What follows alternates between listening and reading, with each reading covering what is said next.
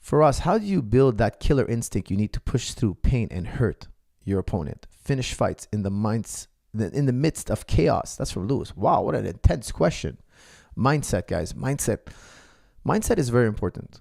And confidence is super important. It is a very important topic. And it has a lot to do, I like to talk a lot about narratives, how you perceive things, how you view things, how you frame things. What is your outlook? Because the hardest guys to beat in the world are the guys who know what they're doing, they're skilled, and they have an incredibly strong mindset. Because sometimes guys are skilled, their mindset is weak, they go in there and they drop the ball. On game day, they do something they never did in practice. You guys know the type. The guy's a gym hero, but on game day, he loses to a guy he'd beat in the gym really easily.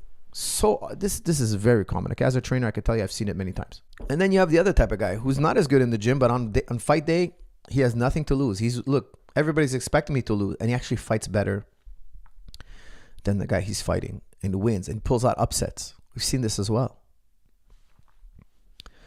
How do you rise to the occasion and actually fight to the level of competence that you have? Well, it has a lot to do with what's going on between your ears. John Denehar used to give us a great example of this. He used to say, look, if you walk across a plank, it's really easy if I put it on the floor. If I put it 50 feet in the air, all of a sudden, the same challenge now becomes very, very difficult. Why? Your mindset now is directed at, I might fall. I might die. Your mindset is somewhere else. Okay, you're gonna have vertigo. Why? It's all mindset. I'm asking you to put one foot in front of the other on a board that's the same dimension.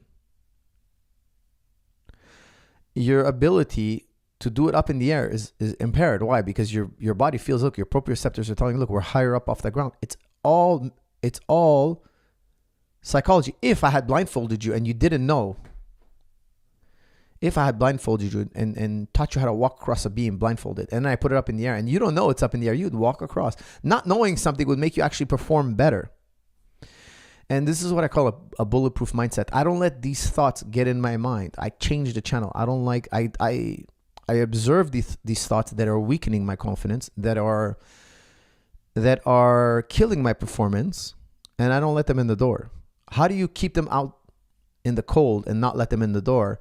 By allowing a more positive thought into your mind. Now, this is a bit complicated. I have to give you guys a whole course on this, but it comes down to narratives. I leave the bad ideas out, and I leave them out by giving them no room because I'm occupied with a better idea. So let's say, for instance, your narrative is, I don't know, give me a narrative. Somebody give me a narrative. Let's say, okay, I lost my job. And I come home and I'm like, oh, I'm thinking in my mind, we're not going to have money next week. I'm getting my severance check. What's going to happen 3 months from now, 2 months from now, whatever. I'm out of a job. Money's not going to come in. I'm going to lose my house. My wife's going to leave me. And you start thinking in this downward spiral. I call it the downward spiral. As opposed to changing the channel and saying, look, this is an opportunity for something else. Something else is going to come good. If I stayed on this job, I would have been too busy for this next opportunity. I'm going to miss another opportunity. Something's going to come about and I'm going to look for it. Now your mind's on a different channel. Instead of sitting on the couch feeling sorry for yourself, having that ball of stress in your gut, you're thinking, hey, there's an opportunity out there. You have to believe there is an opportunity out there and you'll find the next opportunity. There's always another train. That's what I always tell people. I said, look, something bad happened to you. You missed out, whatever, something bad came your way. Don't worry. There's another train. There's another great train to get on. It's going to take you somewhere really good. There's always another one. There's always another one. Why? These are narratives, guys. These are not logical arguments. There's a difference in philosophy. We differentiate between logical arguments, i.e. deductive logic, or inductive logic, scientific arguments. And then we have narratives. Narratives, Henry Ford has a great quote. He says, look, if you believe you can or you believe you can't, either way, you're right.